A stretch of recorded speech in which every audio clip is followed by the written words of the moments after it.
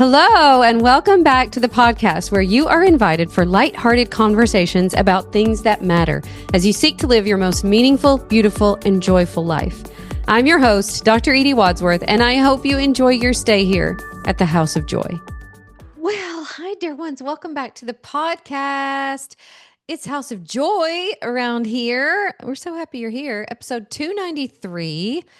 And I'm jazzed about this topic, and I'm jazzed about this week. I'll tell you all about it in a second. But today we're talking about the number one thing to love about midlife and why most of us aren't taking advantage of it. Do I have your curiosity now? But first, let me tell you a couple of things. Number one, this is workshop week, y'all. My Rise workshop is this Wednesday, Thursday, Friday. So if you're listening to this when the pod comes out on a Tuesday, you still got time to join us. I have so many people who tell us that our workshops, which we do 4 times a year, by the way, so we won't do another one until September, that our workshops are like a before and after for them. Like I can remember how my life was before I went to the workshop, and it was different after the workshop. So if you haven't attended our workshops, or if you've been to 5 of them, this one is different. I can't wait.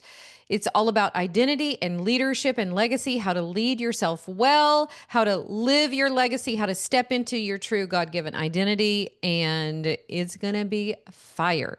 So if you haven't signed up yet, you still have time. Click the link in the show notes or head to ediewadsworthcoaching.com/rise. And we can't wait to see you there. I don't even sleep well the week of our workshops because that's how excited I get about them. So I can't wait to see you there. It's going to be amazing. Today, we're going to talk about the number one thing to love about midlife. What do you think this is, y'all? Because you probably wouldn't say the perimenopause or the hot flashes or the empty nest. Maybe you would say the empty nest. But, and why so many of us don't take advantage of it. And the thing that I'm talking about is freedom. I think a lot of times we think to ourselves, oh my gosh, well, I am going to have an empty nest and that's really sad, but look, there's going to be so much freedom. I can remember the last year that my girls did dance recitals, because I've been seeing dance recital pictures lately on the Facebooks. I love seeing all your little dancers. I remember all those years of doing Tech Week and dance recitals. I still miss it, but I can remember thinking, like, what is life after that? Like, what is there? What is there going to be after I don't have this to go to and this to look forward to? And, you know, to see my girls do this, I can remember feeling like it would be such a loss. But I can also remember a time when I kind of had worked through that where I'm like, oh my gosh, there is a lot of freedom. You know, there's more time freedom. You don't have little kids, you know, that you're toting everywhere. The house feels quieter. The demands on your time look different. But also, I think for so many of us, freedom isn't always what we expect it will be either, because, you know, there's a lot that goes into what you do with that freedom, right? And I think sometimes when we finally get that kind of freedom, we freeze. We don't know what to do with it. We distract ourselves. We fill the space with things that we aren't really passionate about, that don't really matter to us. It can be definitely a sense of feeling disoriented, like, who am I now? And what do I do with this time? You know, especially when we're not leading ourselves well and we're not deciding on purpose, like, okay, I want to really step into this next phase of life, and here's what I want to do, and here's what I want to create. And I think a lot of times that freedom without that kind of self-leadership can start to feel like a prison. And here's the truth in my own life and for the thousands of women that I have coached. Freedom is a gift, but it's also a responsibility. And if you don't learn how to lead yourself well in this season, your freedom won't feel like freedom at all. And we're going to talk about that today. It will kind of feel like a drift. It will feel like restlessness. It will feel like regret. It can feel like a prison. So I want to talk to you about why now is the perfect time to choose on purpose, to take that freedom that you have and decide what you want to do with it. This is the perfect time to claim it, but only if you choose to lead yourself with vision, with joy. And just a little teaser, I'm going to tell you a little story today about an actual prison that I visited as a child and how it shaped the way I think about invisible prisons that we sometimes create for myself or for ourselves. So today's going to be really powerful, a little short and sweet, but also powerful. So let's talk about the illusion of freedom. I think what we tell ourselves is, when the kids are older, when the house is clean, when the work slows down, we give ourselves all these conditions for then I'll feel free, then I'll create, then I'll rest, then I'll do whatever the thing is, on your list. But the truth is, freedom is not a result of your circumstances, it's a result of your choices. And for many of us, this season of life gives us more freedom than we've had in years. And yet, I know this from coaching thousands of women. So many of us feel lost in this season. We have space in our calendars, but we don't know what we want to fill it with. And then we end up going, I don't know what I filled it with for the past 6 months or the past year. We have fewer people that kind of need our constant attention, but we have no idea how to then give that attention back to our true desires, what we really want to create. We have more opportunities to dream, but then the muscle of dreaming has grown weak, as often our actual muscles have too. By the way, we're going to talk about that in a minute. So freedom without direction kind of leads us to drifting. And if we aren't intentional about how we use it, we tend to fill our time with things that we wouldn't choose on purpose. We're just kind of defaulting or distracting ourselves. We're scrolling more than we want to. We're numbing ourselves instead of really creating nourishing rhythms for ourselves. We're reacting to our lives instead of creating our lives. We're consuming way more than we want to, instead of deciding on purpose, like what we want this season to be about. This episode of House of Joy is sponsored by Cozy Earth. Okay, so let's talk about the guy who says he doesn't want anything for Father's Day. Stevie, we're looking at you.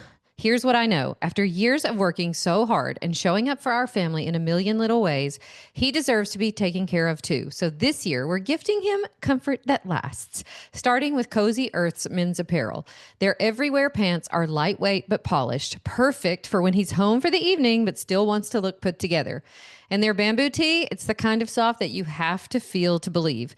We've got our eye on that combo for his Father's Day gift this year. Cozy Earth helps create a home that feels like a sanctuary, especially during that magical after work time from 5 to 9. And for the dad who never really stops giving, that's exactly what he deserves. Head to cozyearth.com and use the code HOJ for 40% off all men's apparel. Give him the gift of rest, because the man who gives his all from 9 to 5 should feel his best from 5 to 9. We think freedom means I don't have to answer to anyone, but the deeper truth is really this: you still have to answer to yourself. And if you don't do that intentionally and do it in a way that makes you proud, someone or something else will. Someone else will decide what you should do with your time. And often we're not choosing on purpose. We're letting, we're kind of choosing by default. That leads us often to where we're living in these kind of invisible prisons. So I want to talk about this today because I think this is a really powerful concept. And I think many of us wouldn't say to ourselves that I'm living in a prison, but I think after I describe it today, it's going to resonate. Before I talk about invisible prisons, though, I want to tell you about a story from my childhood that is totally burned in my memory. If you've read my memoir, All the Pretty Things, you may know this story already. But when I was 7 or 8 years old, I witnessed something that literally no child should ever see. But my cousin was arrested by a SWAT team with helicopters overhead, men in giant suits with machine guns. There were so many of these men out on my mama's property that were searching for him. And I was just standing there, a little kid, kind of wide-eyed, watching this chaos unfold around me. And they finally found him. He got arrested and he got sentenced to 16 years in Brushy Mountain Prison. Now, this is one of the most violent prisons in the country. And we, for a couple of years, for sure, I don't know how many years we visited him, but for a long time on Saturdays, we would go visit him at Brushy Mountain. And I feel like the visions of that prison like have, haunted me for years in my dreams, like the guard shack, the way the prison was kind of white and looked a little bit like a haunted castle nestled in these mountains. The sound of the gates clanging behind us, the guard shacks above us with the men with the machine guns. I mean, it kind of taught me early what prison would look like and feel like. And again, you know, I dreamed about this for years. I was terrified of going to prison. I was like, oh my gosh. And then I would dream about it. But I do think that for so many of us, we have created prisons for ourselves. And I think the worst prisons probably aren't the ones made of concrete and steel, but they're the ones that we can't see, that we build for ourselves in our minds, in our emotional lives, in our habits. And the truth of it is, I think at this phase of life, so many of us are in prisons of poor health. So many of us have spent so many years, especially as women, where we haven't tended to ourselves. We have neglected our bodies, and we wake up and we end up with these medical problems, or we end up in perimenopause or menopause, and we don't know what to do with ourselves. And we feel like we've let ourselves go, and we tell ourselves stories like, I'll never get healthy again, or I'll never be strong again. I think sometimes the prison could be, emotional prisons. I think for so many women, emotional prisons are the worst because we're delegating our emotions to other people. We feel like other people are responsible for how we feel. We expect others to make us feel better. We judge how we are going to be doing today by how our kids are doing. And I think we don't take responsibility for our emotional lives as nearly as much as we should. And that leads us to feeling like we're in a prison emotionally, to where we feel like we're not in control. We just wake up one day and we feel resentful, or we wake up one day and we feel whatever. And I think that is a prison that we do not need to be living in. We can create whatever we want emotionally in our lives. We can create resilience. We can create joy. This is an area of life that we can be in charge of. And this is the time to do it. This is the time where we can decide, no, I am not just going to react to everything everybody says. I'm going to decide on purpose what I want my emotional life to look like. I think the prison of limiting beliefs is a prison that so many women live in. We are living in identities that are worn out. What somebody told us we should be 20 years ago, something a teacher said, something a parent said, something society said that we should do, that we should be, that we don't have to keep living in. Our thoughts are so powerful. And if we are not creating thoughts and beliefs on purpose, then we're just going to be living with outdated beliefs, with limiting beliefs about who we are and, what we can create in our lives. So many women that come into my coaching program have such powerful limiting beliefs that they're living with. Well, I guess my best days are behind me. I'm never going to be good at that. I don't know who I am now. I don't know how to dream again. Those are just beliefs that you've believed for so long that they feel true. And so how can we recognize and become aware of these prisons that we're living in so that we can start creating a life by design that we really want to live? Freedom is not the absence of responsibility. It's the opportunity to take radical ownership of our own lives. And without this self-leadership, we don't really have the freedom that we want.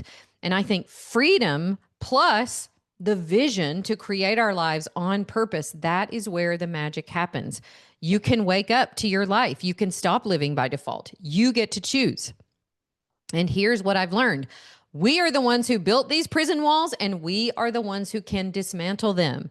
We are the ones who can redecide, no, I don't want to keep living from this identity that I've been living with. No, I don't want to keep blaming my past. No, I don't want to keep delegating the important things in my life to someone else. We get to decide. And that power of choice, we have it now in this phase of life more than we've ever had it. And really, one of the most spiritual, creative, life-giving acts that you can do at any phase of life is to stop outsourcing all of that and start choosing on purpose what you want, how you want to show up to your life. Here is the paradox. Freedom without choice isn't freedom. You have to choose how you want to show up in this season, what you want this season of your life to be about.